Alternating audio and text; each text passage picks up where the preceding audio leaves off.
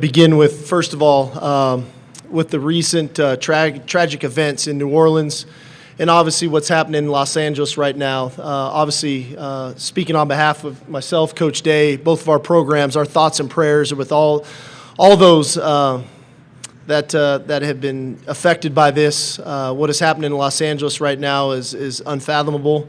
Being from Los Angeles, a lot of friends and family there that are affected, and so I just hope everybody out there can keep their thoughts and prayers with those, and obviously those in New Orleans with some of the tragic events that have occurred. As far as being here at the Cotton Bowl, it's an honor. Obviously, being at the University of Texas and the Cotton Bowl are synonymous with one another. I can't believe it's been over 20 years since the University of Texas has been in this game. So to be back, it's an honor. Obviously, being the semifinal game, I think it's a credit to our players and to our staff, the work that they've put in. 2 years in a row we've been in this place now, and it's been something that we were striving for when we first took over the program. And so year 3, year 4 to be back, it's definitely it's an honor, but it's also a credit, I think, to the people in our organization for the work that they've put in. That being said, we've got a great opponent. That doesn't need to be said probably much more. I mean, Coach Day's done a great job. He's got a tremendous staff, great talent on their team. They've navigated the season tremendously. I think in this day and age of college football, to think that you're just going to go unblemished is probably not realistic, especially not in our two conferences with the amount of quality teams that you have to play week in and week out, and the grind that it puts on your team, not only physically but mentally. And I think the ones that can be standing here January 9th and 10th, playing for an opportunity to play for a national championship, I think the credit is due to all 4 teams, but obviously the job that he's done to get them here. So it's a great honor. It's humbling, but it's also a great opportunity and one we're looking forward to. Okay, Coach, thank you so much. Coach Day? Yeah, I'll echo Coach Sark's comments, certainly about all the tragedies that are going on, certainly in California and Coach's background there, and certainly just being there last week has given our coaches and team opportunity to pause and certainly give our thoughts and prayers to those that are going through that difficult time, and certainly those in New Orleans. We're very excited about being here again. I think the Cotton Bowl does a great job in hosting their teams. I think their team does a great job. It's a great setting. Certainly AT&T Stadium is one of the best game environments there are throughout college football and the NFL. So we're excited to be here again. I'll say this for our team. We every week we've had an opportunity to grow and to build, and we're excited about being here in this spot. Again, I'll echo what Coach said about this new format has allowed teams to grow throughout the season, and I think Coach Sark has done a great job, and his staff and his team, of growing throughout the season. You can see every week, every month, as the season has gone on, they've grown, they've changed, they've adapted, they've built, and they've stayed resilient throughout the season. And they're a very, very good opponent, very, very talented, well coached, played in big games before, and so it's a great opponent, and it's going to be a great atmosphere. Our team's very, very excited about playing in it. And I'm excited for our fans. I think that when you think about the players and the coaches in this new format, week after week, the work that they're putting in, but also for our fans, the lengths that they've come to decide to get on a plane and buy tickets to come to this game, and then throughout the country. I think it all matters, and I think it's great for college football, and it's great for Ohio State, and it's great for Texas. Okay, Coach Day, thank you so much. Let's now move to questions from the floor. Remember, please raise your hand, and we already have a bunch up, and we will get a microphone. I think our first question should go here on the right on the aisle, second row, okay? I've got Bill Rabinowitz from the Columbus Dispatch. A question for each coach. Ryan, you guys have had the fewest offensive snaps of any of the semifinalists. Chip Kelly said last night that was by design, I'm assuming, just to reduce the wear and tear. How much of a benefit do you think that is right now? And for Coach Sarkisian, you said in our Zoom thing last week that you were a massive underdog. Why do you think that? You want Coach Sark to go first? Yeah, sure. Okay. Well, the reason they have the least amount of snaps is because they're scoring so fast. There's so many big plays that are happening. But some joke in there, but some reality. They've been extremely explosive offensively. And I think a lot of times, in this format, now we're kind of in this NFL format model, it's not always about who was the best team for 12 games. It's who's playing the best football this time of the year. And I think we could all agree what Coach Day's done, their team, them coming out of that Michigan game and what they've been able to do since the playoffs have started has been tremendous. And that's a credit to Coach Day and his staff of regalvanizing that roster and getting them going. And I could probably poll everybody in this room, and you'd probably all agree they're the favorite to win the game. And that's okay, but that's football, that's sport. That's why we have to do what we do. So I'm not going to back off of what I said. The reality is the reality. Now, we have to go perform. That's our responsibility as a football team to go perform. But they've earned that right because of the way they've played here the past couple weeks. Yeah, and I just feel like every week is a whole new week. And so, certainly the way that Texas won the game last week, there's momentum there.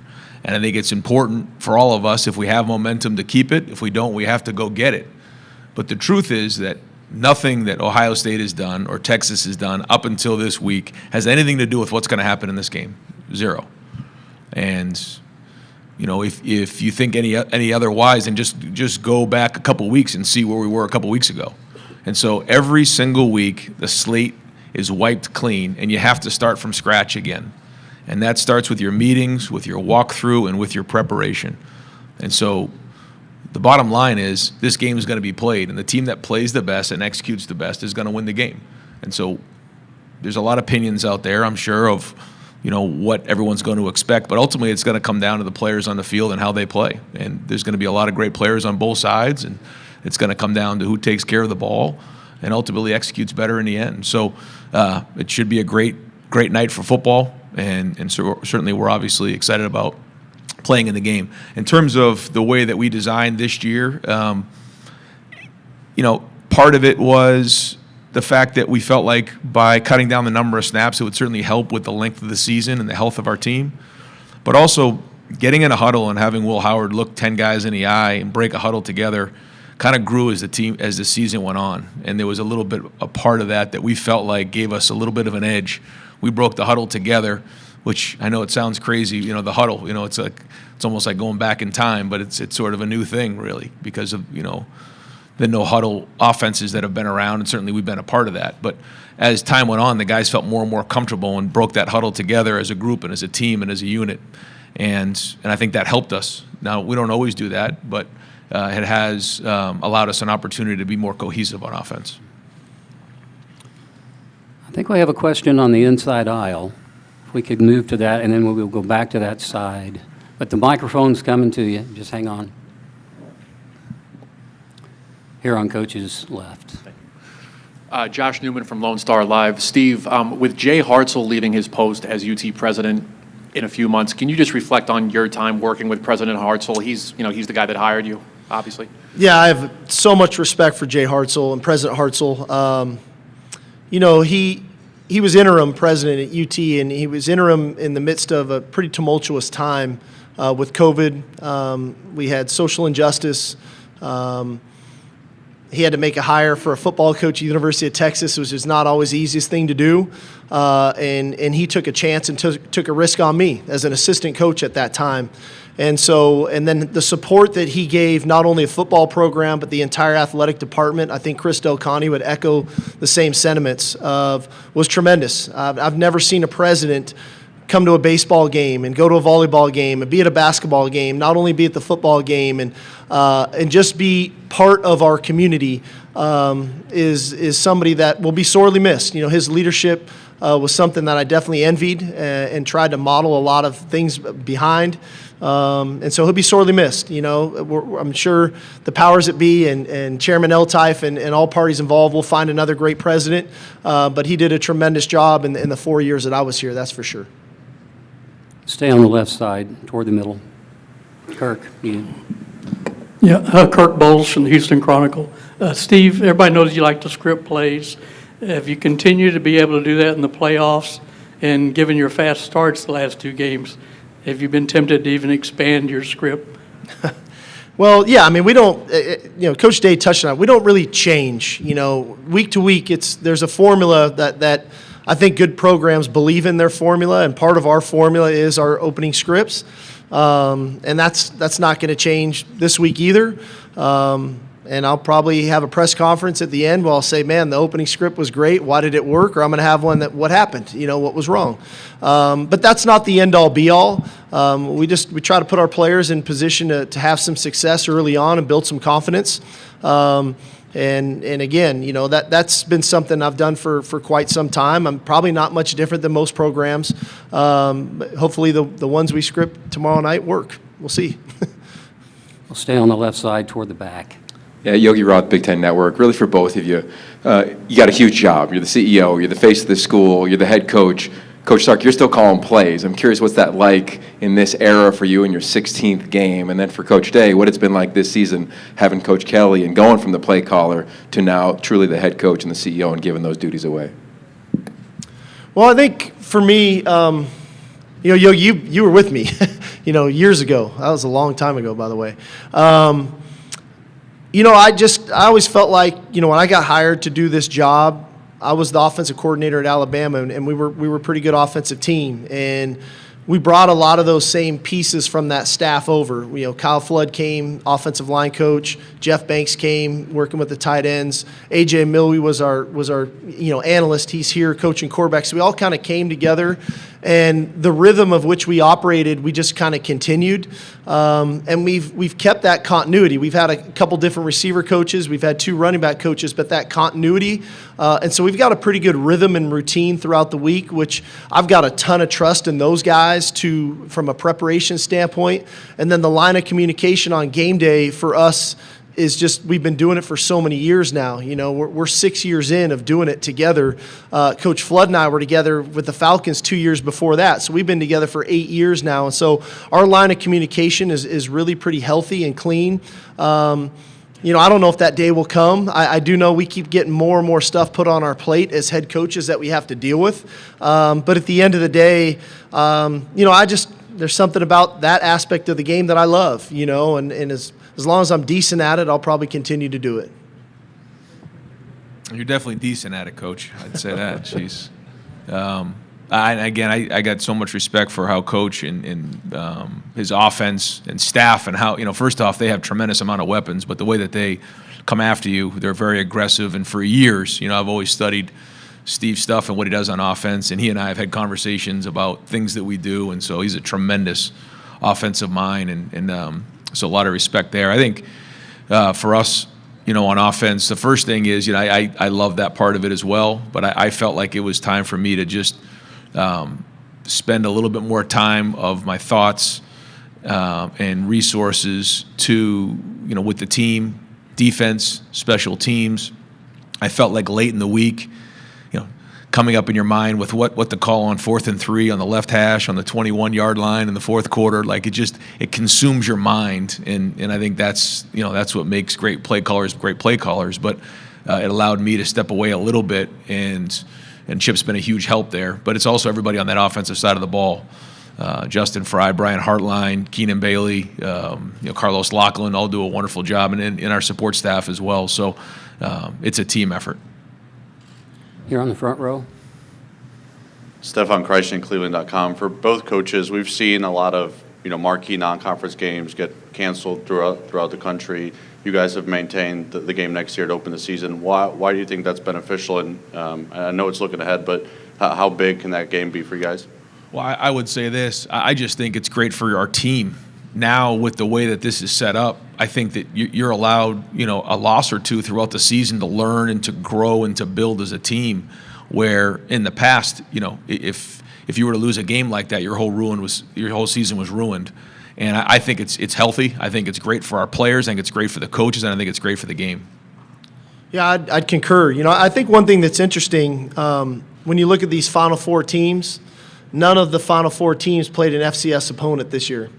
And I think there's a reason you come to Texas. There's a reason you go to an Ohio State. There's a reason you go to a Notre Dame, a Penn State. You want to play in those games. And I think that, as much as, everybody's trying to stockpile wins, I think the players we recruit, they want to go against the best. They want to compete against the players that they went on multiple recruiting visits with, and they got to know a little bit or played in all-star games against. And so you can feel that energy, especially early in the season when you're coming out of the grind to training camp, when you've got a marquee game early in the season, that I think our players look forward to, but it also kind of shapes you for maybe where your deficiencies are, because they can get exposed in games like that you can get fixed throughout the season to get ready for a playoff run. Let's go in the back here on the right. Craig Way, Longhorn Radio Network. A question for Coach Day. I've heard your team described as, after the Michigan game, playing angry. Now, I've heard Sark say you want to play with emotion but not play emotional. But have you noticed an emotional uptick from your guys since the Michigan game? I think that this team plays for each other. And, all year I've been proud of our men, and they're men. They really are. I mean, there's a lot of guys on this team who played a lot of football, and they do play for each other. And that's one of the things that, I continue to talk to this team about is, one, you win, you move on, you get to play together for another week. And I think when they're playing at their best, they're playing for each other. And I think the second thing is there's great stories individually within this team and collectively as a team.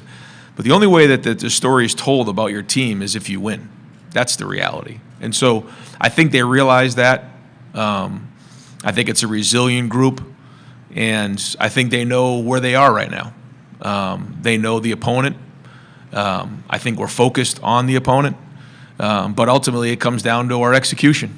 And that's really what it is. And when we're executing well, then certainly there's a lot more emotion in the game. That's really what it is. And so we've all really focused on doing our job, coaches and players included. Let's go to the extreme left now, second row. Hi.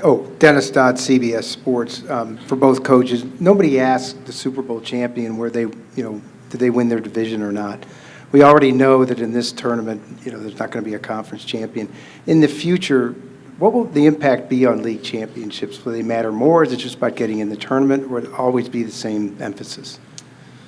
It's interesting. I think time will tell what that looks like. I know for us, this was our first year in the Southeastern Conference, and we wanted as much or more than anything to try to capture that championship. And we got an opportunity to get into that game and went into overtime and didn't come out victorious. And then we regrouped and we got ready for this tournament, for this playoff. And so I don't know if they'll ever be diminished to the fact of, that's always one of the goals, right? Especially when you're in the Southeastern Conference or the Big Ten.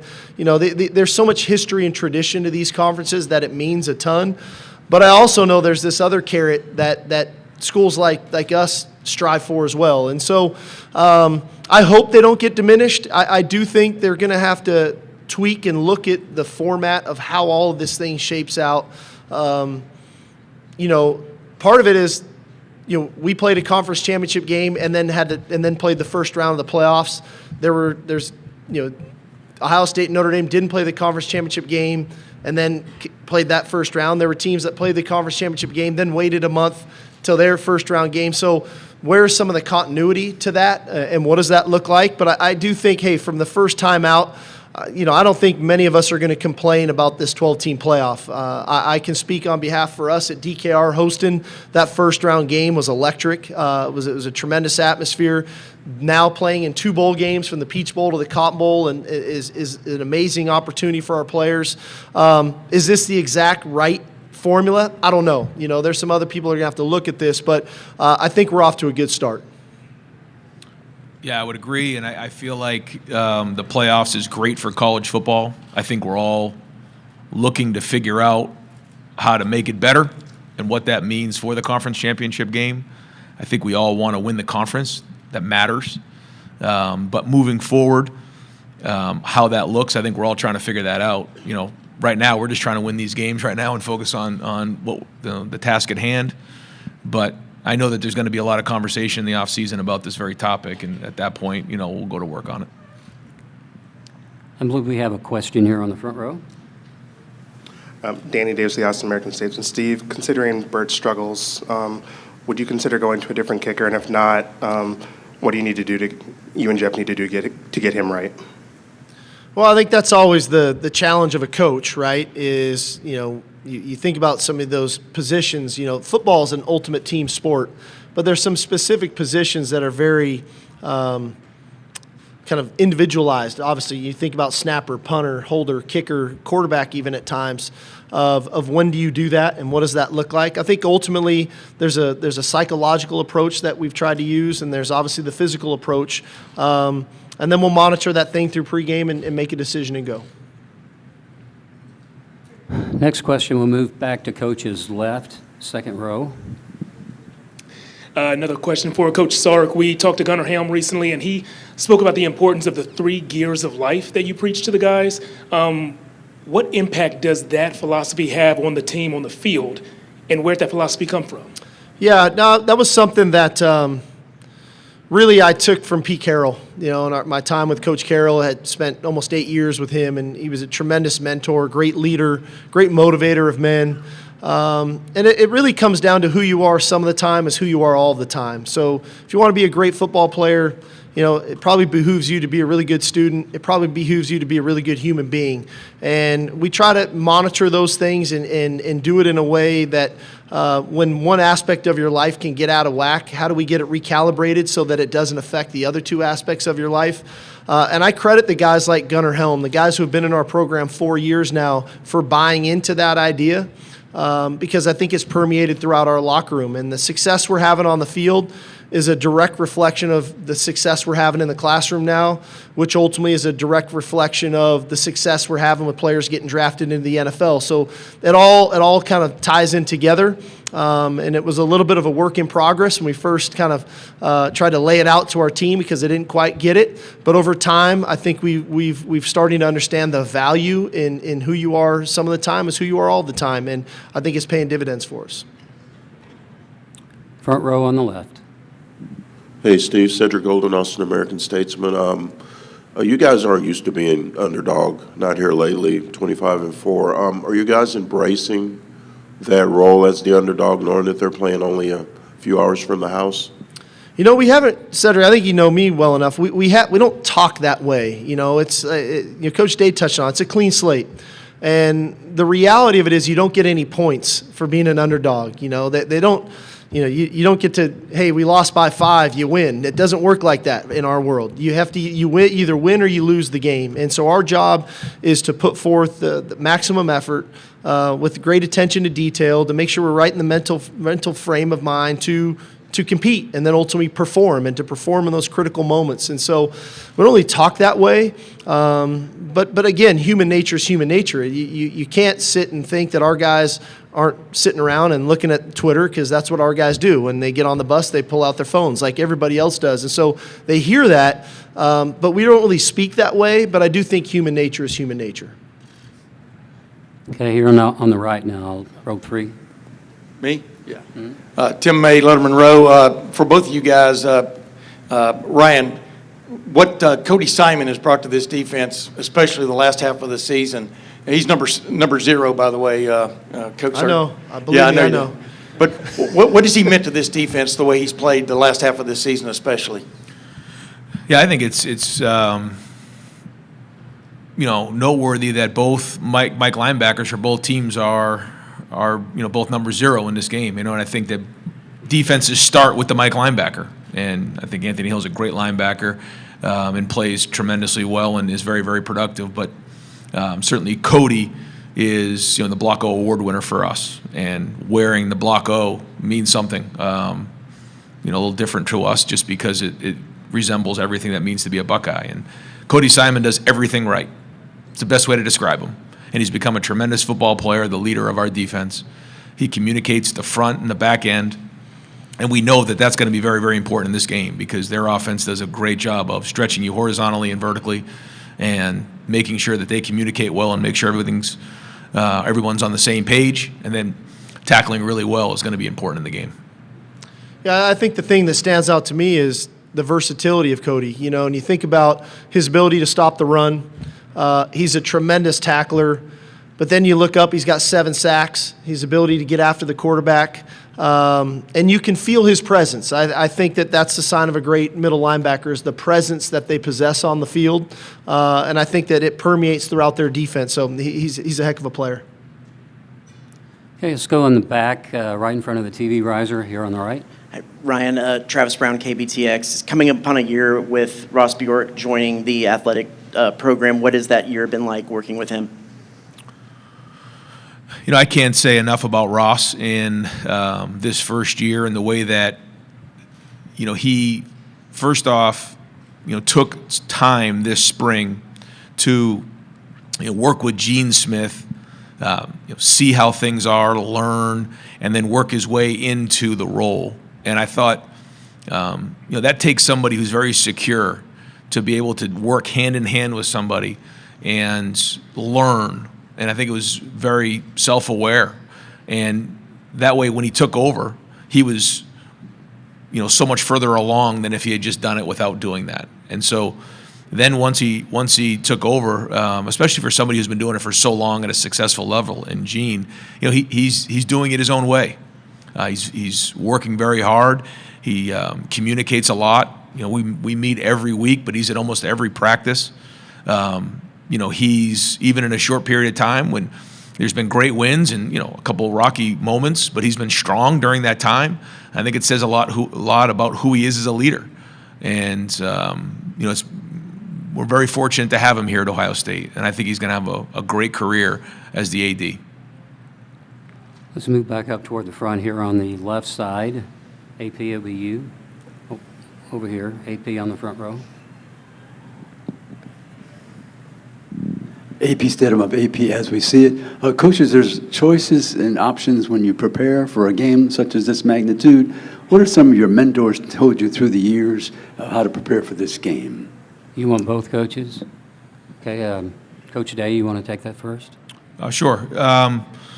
Yeah, I think, you know, Coach will say the same thing, that, you know, you want to make sure that you're going to do what you do, but also have some wrinkles along the way. Continue to have the same routine, not make it too big, but at the same time making sure you're having everything that you do covered, and making sure that you're putting your players in a situation to be successful. I would echo the same thing. You know, I was fortunate. I've been around two of the best, you know, Pete Carroll, Nick Saban, and in their own ways, very different. But at the end of the day, very similar, because they're both extremely consistent in who they were. And I think that's always the thing that I took away from those guys when we were in some of those bigger games, that they remain consistent with who they were. And I think as a head coach, that's our challenge, to do that and then remain consistent with our players. And so consistency is always important, but as Coach Day touched on, you always, you know, you got to have some wrinkles. You got to do some things differently, because as you move through playoff and get in games like this, their coaches are too good. They're going to find the chinks in your armor, and you better make sure that you've got ways to combat that.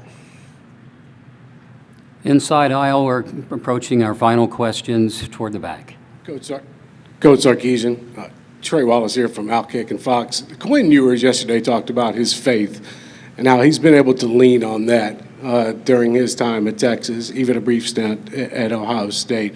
How have you seen his growth over the last 4 years, and what he's been to bring to the locker room, and then where he's at now as a person and as a player? Yeah, I'm very proud of Quinn. You know, his journey has been unique to him. You know, it's almost like he's the new era of college football. Here's a guy that goes to one school, transfers to another, and ends up playing that school in the semifinals, you know, of just the portal and all that it entails. But it has not been an easy journey for him. You know, there's been ups, there's been downs, there's been injuries, there's been great moments, there's been tough moments, there's been playing his best when his best was needed in critical moments. Last week was no different. But at the end of the day, he's always stayed true to who he is. The guy's been he's been a steady sea for us, you know, and as much as the rocky waters could be around him, he remained very steady, very focused, very attentive to the details. His work ethic has been unmatched. And I've just been proud of him, because I think he's found a source for him that has been a motivating factor, where he can play free and play loose and play confidently. Okay, we'll take two questions and wrap it up and go to our trophy pose. Let's go in the back in front of the TV cameras on the extreme left. Tyler Danberg, Scarlet and Gray Sports Radio. Question for both coaches. How have your NFL backgrounds influenced the way you've approached for the 12-team playoff? Go ahead, sir. Coach Sark? I think, for me, I was in the NFL for 3 years, and I only made the playoffs one time.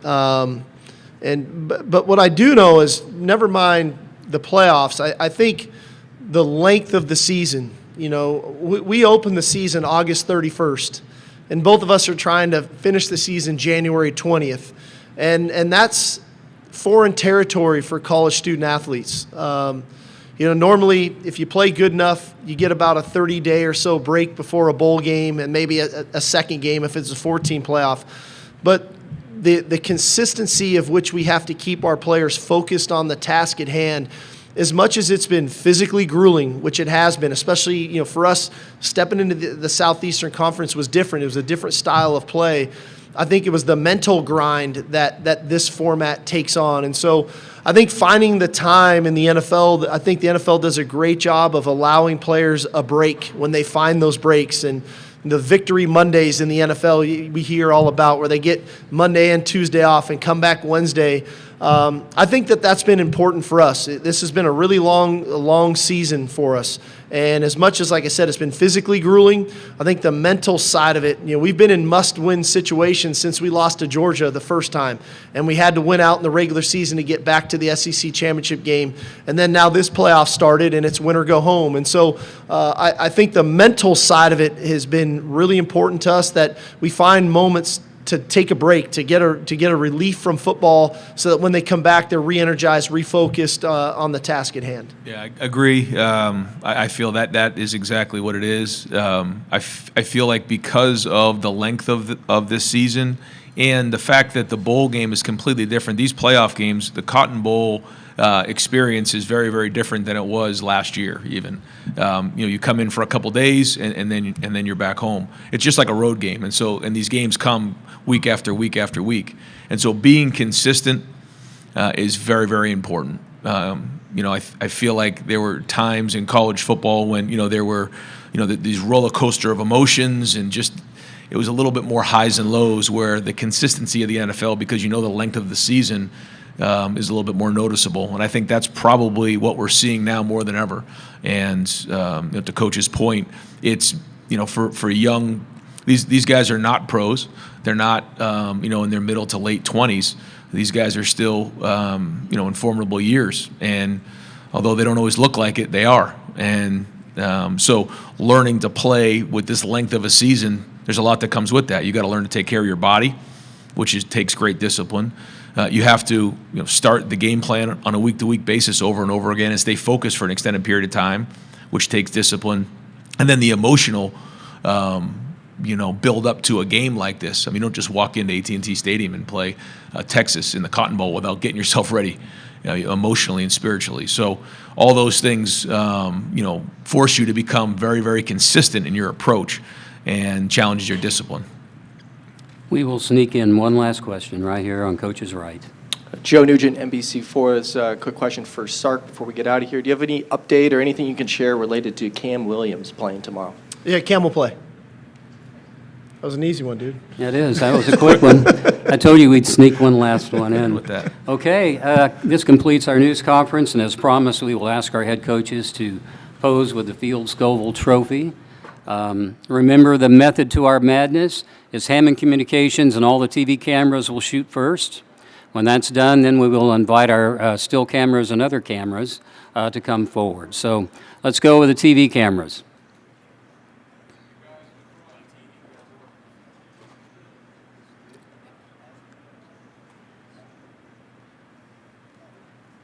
How we doing? Okay, we're done with the TVs. Okay, still cameras, come forward and take your picture.